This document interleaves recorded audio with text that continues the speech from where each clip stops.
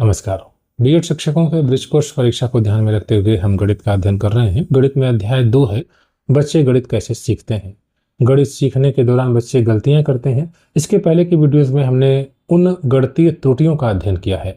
एक शिक्षक के रूप में आपके लिए यह आवश्यक है, यह जानना आवश्यक है कि बच्चे किस प्रकार से गलती करते हैं, कौन सी गलती करते हैं और उस गलती का समाधान किस प्रकार से हो सकता है। तो आज की इस वीडियो में हम उसी त्रुटि विश्लेषण का अध्ययन करेंगे और उसका शैक्षणिक प्रभाव क्या होगा यह भी हम जानने का प्रयास करेंगे।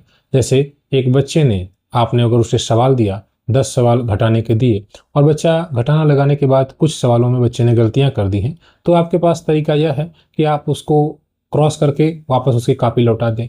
दूसरा तरीका यह है कि बच्चे के द्वारा की गई गलती का आप विश्लेषण करें और फिर उस बच्चे को आप उसको सलाह दें कि हाँ, तुमने यह गलती की है, और फिर बच्चे को उसकी जो भी गलतियां हैं वह अपनी गलतियों पर पुनर्विचार करके फिर से उसे लगाने का प्रयास करता है। तो एक शिक्षक के रूप में आपका यह दायित्व है कि आप बच्चे की त्रुटि का विश्लेषण करें, यह नहीं कि सिर्फ कॉपी चेक कर दें, अगर बच्चे का गलत है तो गलत करके क्रॉस करके उसको लौटा दें। नहीं, आप यह देखें कि बच्चा घटाने के दौरान किस प्रकार की गलतियां किया है। क्या उसने सवाल को उतारने में ही गलती कर दी है? क्या उसने प्रश्न को बगल से संख्या जो उधार मांगा जाता है, क्या उसने वह उधार मांगना भूल गया है वो बच्चा? या फिर उसने 5 में से अगर 8 घटाना है तो 5 की जगह पर उसने उसे 8 या 4 समझकर संख्या ही गलत मान ली।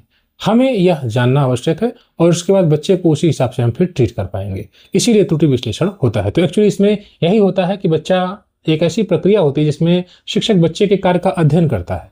आप जब बच्चों को सवाल देते हैं तो आप उनकी त्रुटियों का अध्ययन करते हैं, एक प्रकार से आकलन करते हैं कि हाँ, बच्चा कौन सी गलती कर रहा है।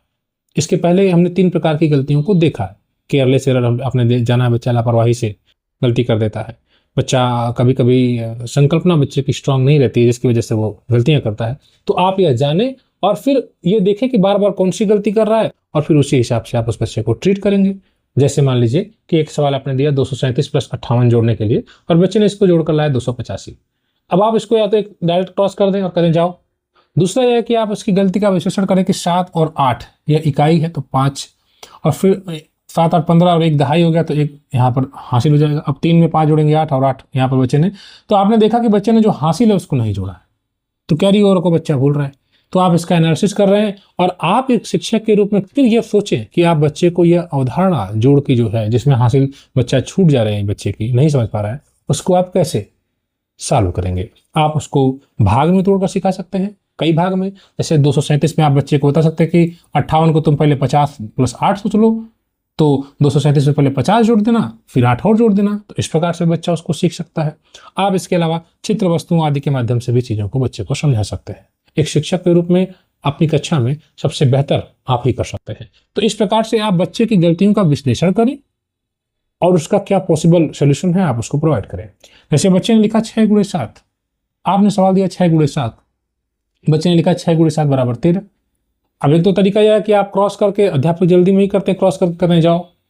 दूसरा तरीका यह होता है कि आप उसकी त्रुटि का विश्लेषण करें। आप ये सोचें कि बच्चे ने क्यों ऐसा किया, तो बच्चे ने एक्चुअली 6 में 7 को जोड़ दिया, तो आप उसी का सपोर्ट लेकर आप बच्चे को कह सकते हैं कि देखो यहाँ इस प्रकार से साइन बना हुआ तो इसको 7 बार जोड़ना है, अगर जोड़ना ही है तो 7 बार जोड़ दो।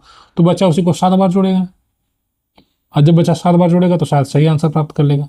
तो बच्चा फिर बार बार समझेगा अच्छा ये ऐसा मार्क रहता है तो उसको उतनी बार जोड़ना रहता है, तो हम सीधे बार जोड़ने के बजाय गुणा भी कर सकते हैं।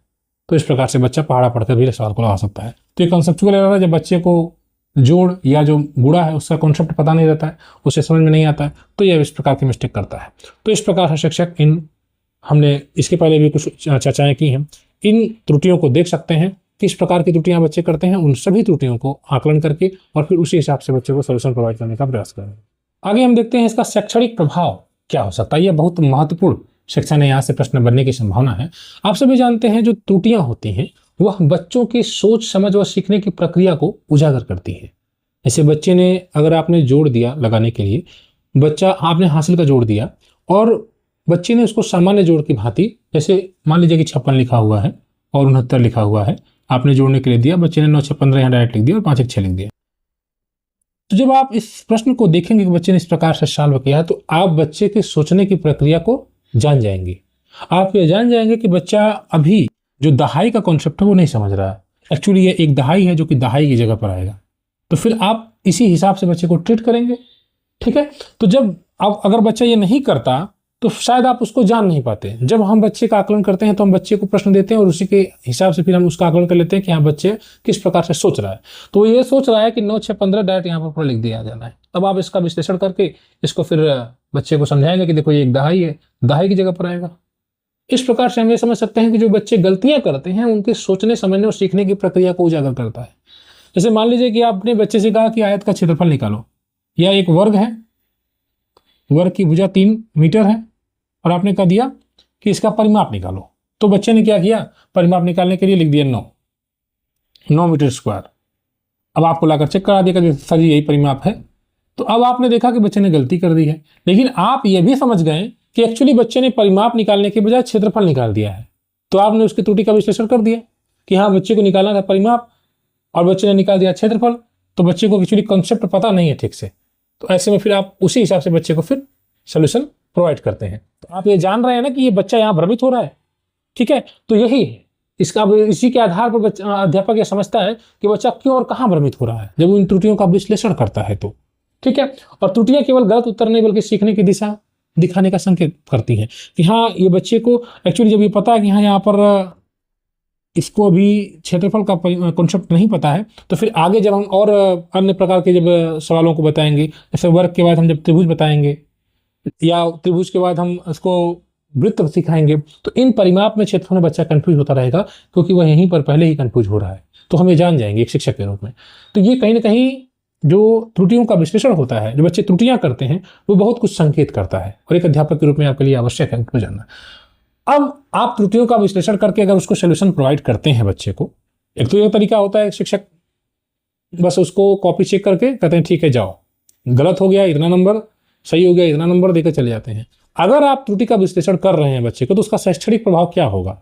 आप बच्चे को समझा रहे हैं क्या तुमने ये मिस्टेक किया है, तो उसका शैक्षणिक प्रभाव यह होगा कि बच्चे के अंदर ग्रोथ माइंडसेट का डेवलपमेंट होगा, यानी विकासशील मानसिकता।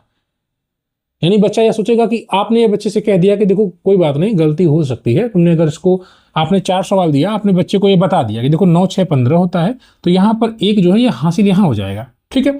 अब एक तरीका यह सकता है कि आप उस बच्चे को एक चाटा लगाकर बैठा दें, जाओ तुम्हारे को तुमको नहीं आ रहा है, तो बच्चा वहीं पर फिर रुक गया है, फिर वो आगे सीखना नहीं चाहेगा, उसको डर जाएगा, ठीक। लेकिन अगर आपने उस बच्चे को ये चीजें समझाई, उसकी गलतियों का विश्लेषण किया कि तुमने देखो ये गलती की है, ठीक है, परिमाप निकालना था तो परिमाप को देखो 3 यहाँ पर, परिमाप मतलब चारों ओर की माप, तो 3 यहाँ 3 यहाँ 3 यहाँ 3 यहाँ, तो चारों को जोड़ो कितना आएगा, तो 12।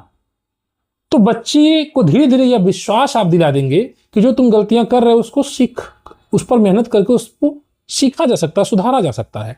तो बच्चा कहीं ना कहीं ये जानेगा कि गलतियां करना भी सीखने का हिस्सा है। अक्सर हम बच्चों को सवाल देते हैं, सवाल जब देते हैं तो बच्चे कुछ सवाल, जैसे हमने 10 सवाल दिया बच्चों को जोड़कर, 2-3 सवाल बच्चों ने गलत कर दिया, तो हमने कहा कि देखो तुमने यहाँ पर ये गलती कर दी है। बच्चा तुरंत कॉपी लेता है और तुरंत जाकर वही सवाल फिर से लगा कर लाता है। इसका मतलब उसके अंदर ग्रोथ माइंडसेट का विकास हो रहा है। अब हम उसको डांट सकते थे, हमने कहा देखो यहाँ पर गलती, हमने उसको हम एक्चुअली यही कर दिया कि हमने 7 सवालों को चेक कर दिया और 3 को हमने छोड़ दिया। हमने कहा देखो ये तुमने ये गलती की है। अब बच्चा उसी 3 सवालों को फिर से लगा कर लाएगा, ठीक है। लेकिन अगर आप डायरेक्ट क्रॉस करके उसको डांट दी कि नहीं तुमने ये गलत कर दिया, अब तुमको तो बच्चा सुधारने का मौका नहीं मिलेगा बच्चे को। तो कहीं ना कहीं वो अपने त्रुटियों को, जो गलतियां किया उसका वो सोच भी नहीं पाएगा, विचार भी नहीं बना पाएगा हाँ उसने गलती किया क्या, ठीक। तो आपको यह एक अध्यापक के रूप में बच्चे को मतलब ये विश्वास दिलाना है कि गलतियां सीखने की हिस्सा होती है, सीखने के दौरान गलतियां कर सकते हैं और ये ऐसा नहीं है। तो जब बच्चे को ये विश्वास हो जाएगा तो वह मेहनत, अभ्यास और सही मार्गदर्शन से बुद्धि और अपनी क्षमता को बढ़ाएगा। मतलब वो जान जाएगा कि हाँ मैं अगर मेहनत करूंगा और रोज रोज सवाल लगाऊंगा, आप नहीं कहते रोज सवाल देते हैं, एचडब्ल्यू रोज दिया जाता है, तो रोज जब बच्चा प्रैक्टिस करेगा और सर जी अगर हमको सही से बताएंगे तो हम सीख लेंगे, बच्चा ये जान जाता है और फिर वो सीखने लगता है, ठीक है। तो यही है कि जब आप बच्चे को सवाल गलत होने पर डांटने के बजाय समझाएंगे तो बच्चे के अंदर आत्मविश्वास की वृद्धि होगी, बच्चा आत्मविश्वास के साथ सवालों को लगाने का प्रयास करेगा और उसकी सीखने में रुचि भी बढ़ेगी कि अरे ये गलती हो गया था, मैं हासिल भुला गया था। हम देखते हैं बच्चे आपस में चर्चा करते हैं, सुनते भी हैं कि अरे मैं हासिल भुला गया था। बच्चे इस तरह भोजपुरी में बात करते हैं, मैं हासिल भुला गया लली, फिर से लगा, मतलब फिर से बच्चे लगा के उस सवाल को लेकर चेक कराते हैं। और बच्चों के अंदर जो असफलता का डर होता है वो भी कम होता है। बार बार आप बच्चों से अगर ये कहेंगे कि हाँ इतने नंबर लेकर आने हैं, इतने जल्दी चेक कराओ, बच्चों पर अतिरिक्त दबाव बनाएंगे तो बच्चे कहीं ना कहीं असफल होते हैं, सवाल को जल्दी लगाने के चक्कर में गलत भी करते हैं। आप अगर बच्चे को डांटते हैं, डांट लगाते हैं तो भी बच्चा डरता है। आप ये मान के चल रहे हैं कि चलो कोई बात नहीं, गलत हो गया तो फिर से ही कर लेंगे हम लोग, कोई दिक्कत नहीं है, तो बच्चा ये जान जाएगा कि अच्छा मैं गलती भी हो जाएगा, सर जी मुझे डांटेंगे नहीं, मुझको फिर मौका मिल जाएगा। तो ये बच्चे के अंदर कहीं आत्मविश्वास बढ़ता है। आत्मचिंतन और आत्ममूल्यांकन का विकास होता है। जैसे आपने बच्चे की जब त्रुटियों को दिखाया तो बच्चा ये चिंतन करेगा, सोचेगा अच्छा ये बात, ये गलती हुई थी मुझसे, ठीक है, तो स्वयं का मूल्यांकन भी करने का प्रयास करता है, अपनी सोच पर विचार करने का अवसर मिल जाता है। जैसे बच्चे ने 5, 6, 9 और 3 लिखा, और बच्चे को आपने हाथ से सिखाया था तो 9, 6, 15 लिखा बच्चे ने। या मान लीजिए कि बच्चे ने घटाना लगाया 2, 5, अब यहाँ बच्चे ने 3 लिख दिया, तो आपने कहा कि 2 रुपये में से 5 रुपये घटेगा, तो बच्चे ने कहा सर जी, अब इस पर विचार करेगा अपनी गलती पर कि 2 में से 5 घटेगा कि नहीं घटेगा। तो बच्चा ये बताएगा कि सर जी 5 में से 2 घटा है, लेकिन आपने कहा कि नहीं, ऊपर एक संख्या है, हमको 52 में से घटाना है। तो बच्चा अभी सोचेगा कि 2 में से 5 कैसे घटेगा। तो कहने का मतलब कि बच्चे ने 5 में से 2 क्यों घटाया, आपने इसको क्रॉस करने के बजाय इसकी गलती पर आप विश्लेषण कर रहे हैं कि हाँ तुमने यहाँ पर 3 कैसे लिखा, 3 कैसे लिख दिया। तो बच्चा अपनी गलती पर विचार करता है और बाद में उसी का मूल्यांकन करता है कि यह सही है कि गलत, और फिर उस हिसाब से फिर बच्चा उसको ट्रीट करता है। जैसे आपने उसको बताया कि 2 में से 5 नहीं घटेगा तो यहाँ से उधार मांगो, यहाँ से उधार मांगोगे तो यहाँ पर 12 हुआ। अब बच्चा फिर 12 में से 5 घटाने के बाद 7 लिख दिया, फिर यहाँ पर 5 में से 3 घटा के 2 लिख दिया। आपने कहा देखो यहाँ पर तुमने इसको एक उधार दिया था कि नहीं दिया था, तो बच्चा का सर दिया था। तो जब दिए थे तो 5 में से एक उधार इसको दिए थे, यहाँ कितना बचना चाहिए। तो बच्चा ने कहा सर जी 4 बचना चाहिए, मैंने गलती से मैं भुला गया था। तो बच्चा फिर 4 में से 3 को घटाकर फिर 1 इसको लिखता है। तो इस प्रकार से बच्चे अपनी सोच पर विचार करते हैं जब आप त्रुटियों का विश्लेषण करते हैं, तो बताते हैं बच्चे को तो, और यह समझता है बच्चा की गलती कहाँ हुई और क्यों हुई। जैसे बच्चे ने ये देखा कि मैं इसको जब ये इससे उधार मांगा तो ये मैं इसको एक कम करना भूल गया, अगली बार सुबह फिर उसमें ध्यान देगा विशेष रूप से। तो इस प्रकार से बच्चा अपने आप का असेसमेंट करता है, ठीक है, अपना असेसमेंट करता है, बच्चे अधिक जिम्मेदार बनते हैं, ठीक, सीखने की बच्चे की गुणवत्ता बेहतर होती है और स्वतंत्र अधिगम होता है। यानी आपने बच्चे को एक सवाल बता दिया, पता चला इस तरफ और भी सवाल है, बच्चे ने गलती किया, फिर तुरंत कॉपी लेकर भागते हैं बच्चे, अक्सर देखा होगा आपने। एक सवाल या दूसरा एक सवाल बता रहे बच्चे को, बगल वाला लड़का खड़ा है, वो देख लिया अच्छा ये 5 में से ये तो इसका 4 किया ही नहीं हूँ मैं 5, ये बच्चे अक्सर गलती करते हैं। 5 में से इसको 1 13 देंगे, 13 में से घटाएंगे 5 में से घटा के 4 लिख देंगे। तो बच्चा ये देखिए अच्छा यहाँ पर तो 4 हो जाना चाहिए क्योंकि इसको 1 दे दिया है। तो अब यहाँ पर बच्चा इस गलती को करने के लिए अब बाकी जितने सवाल हैं उन सब में ये गलतियां जो किया है उसको जल्दी जल्दी जाकर सही कर लेता है, तो अपने से ही सही कर लेता है, ठीक है, वह स्वयं से भी सीखता है। इस प्रकार से बच्चे आगे बढ़ते हैं। आगे है तर्क शक्ति व उच्च स्तरीय चिंतन का विकास। जब विद्यार्थी किसी गलती का कारण ढूंढते हैं तो वे केवल उत्तर को नहीं याद करते बल्कि सोचने व विश्लेषण की क्षमता को विकसित करते हैं। जैसे मान लीजिए कि बच्चे को आपने सवाल दिया और बच्चे ने इस प्रकार से इसको लगाया 3 2 5 और 5 4 9 लिख के लेकर आ गया बच्चा। अब आपने उसकी त्रुटि का विश्लेषण किया कि देखो इस प्रकार से तो हमने नहीं कहा, क्योंकि ये जो प्रक्रिया है ये हर जब समान रहता है तब हम हर को नीचे का उतार कर अंश को जोड़ देते हैं, लेकिन ये अलग अलग है, डिफरेंट है। तो हमने डिफरेंट वाला कौन सा नियम बताया है, अब बच्चा उसको सोचेगा। अगर उसको आपने बताया तो वो सोचेगा। आपने कहा कि तुमको 4 और 5 का एलसीएम निकालना होगा, तब बच्चा कहेगा अच्छा सर से ही मुझे याद आ गया, तब वो बच्चा जाएगा और 4 5 का एलसीएम, 4 5 के साथ एलसीएम निकालना होगा, या 4 का 5 में गुणा करना होगा तो 4 5 20, फिर 5 का 3 में गुणा करना पड़ेगा 15, और फिर 4 का 2 में गुणा करना पड़ेगा 8। इस तरह सर करके जो वो बच्चा लेगा कब आता है और आपसे चेक करवाता है। तो इस प्रकार से आप देख रहे हैं कि बच्चों, अब आप इसको क्रॉस कर दिए होते तो क्या उसने ये सोचा होता कि हाँ मुझे एलसीएम निकालना है, क्रॉस मल्टीप्लाई करना है, ये सब सोचता? नहीं सोच पाता ना तो तर्क कर पाता, ठीक। लेकिन आपने जब उसकी त्रुटियों का विश्लेषण किया, आपने उसको कारण बताया, तो बच्चा फिर उसको सुधारता है। अगला पॉइंट है सुरक्षित व सकारात्मक शिक्षण वातावरण। एक अध्यापक के रूप में हमें ऐसी कक्षा कक्ष का निर्माण करना है जिसमें हम बच्चों को गलतियां करने की आज़ादी दें। गणित के दौरान अगर बच्चा गलतियां करने से डरने लगेगा कि सर जी कहीं मार न दें मुझे, या डांट न दें, या मुझे कक्षा से बाहर न कर दें, तो फिर वो सीख नहीं पाएगा। तो हमें बच्चे के लिए सकारात्मक और सुरक्षित वातावरण का निर्माण करना है, और इसीलिए हम जो बच्चे का त्रुटियां हैं उसका विश्लेषण करते समय हम सकारात्मक रहें, ठीक है, यह भी हमारे लिए आवश्यक है। तो शिक्षा का ऐसा वातावरण बनाए कि गलती करना सीखने का हिस्सा मानी जानी चाहिए। इससे बच्चे खुलकर प्रश्न पूछते हैं, है ना। आप गलतियों पर डिस्कशन कर रहे हैं कि हाँ तुमने ये गलती की, इसको इस प्रकार से सुधारा जा सकता है, तो बच्चा आपसे पूछेगा। आप अगर ये चर्चा ही नहीं कर रहे हैं, त्रुटियों का विश्लेषण ही नहीं कर रहे हैं, उसको समझा ही नहीं रहे हैं, ठीक, बस गलत कर दिए, क्रॉस करके कर दिए, ठीक है बैठो, तो ये बच्चा आपसे फिर खुलकर प्रश्न नहीं पूछ पाएगा, वो नए तरीके से सोच नहीं पाएगा, क्योंकि उसे पता है कि मुझे आज़ादी है कि अगर मेरा सवाल गलत भी हो जाएगा, ठीक है, तो सर जी मुझे डांटेंगे नहीं, ठीक। तो जब वो बच्चे को यह आज़ादी है, यह आज़ादी मिली हुई है, तो वह अन्य तरीकों से भी सोचता है, सवाल को हल करने का प्रयास करता है। कई तरीके से बच्चे सोचते हैं, बिना डर के बच्चे उत्तर देने का प्रयास करते हैं। तो हमें सुरक्षित व सकारात्मक कक्षा कक्ष का निर्माण भी करना है और धारणात्मक अधिगम को भी बढ़ावा देना। हम अगर बच्चे के सवाल अगर जो बच्चे लगा कर लाया है, ठीक है, हमने उसकी त्रुटियों का विश्लेषण नहीं किया तो बच्चा कॉन्सेप्ट को नहीं समझेगा। 5 3 15 के 5 लिखा है, 5 5 25 1 26, अब बच्चे ने इसको 25 लिख कर लाया, या 25 यहाँ लिखा और 15 का पूरा 15 यहाँ लिख दिए, ठीक, और हमने इसको बस ऐसे कर दिया क्रॉस जाओ। तो अब बच्चे कॉन्सेप्ट को समझ ही नहीं पाया एक्चुअली कि यहाँ पर वो टेंस है, वो टेंस की जगह पर आएगा। बच्चा इस कॉन्सेप्ट को समझा नहीं, और जब समझा नहीं तो फिर वो सवाल को बेहतर तरीके से सीख नहीं पाएगा।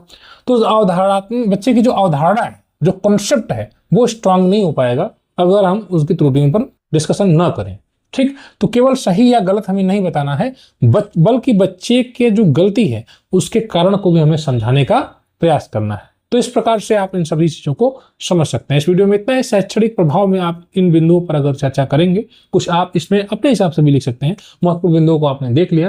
ब्रिज कोर्स की बेहतरीन तैयारी के लिए आप इस चैनल को सब्सक्राइब जरूर करें। धन्यवाद।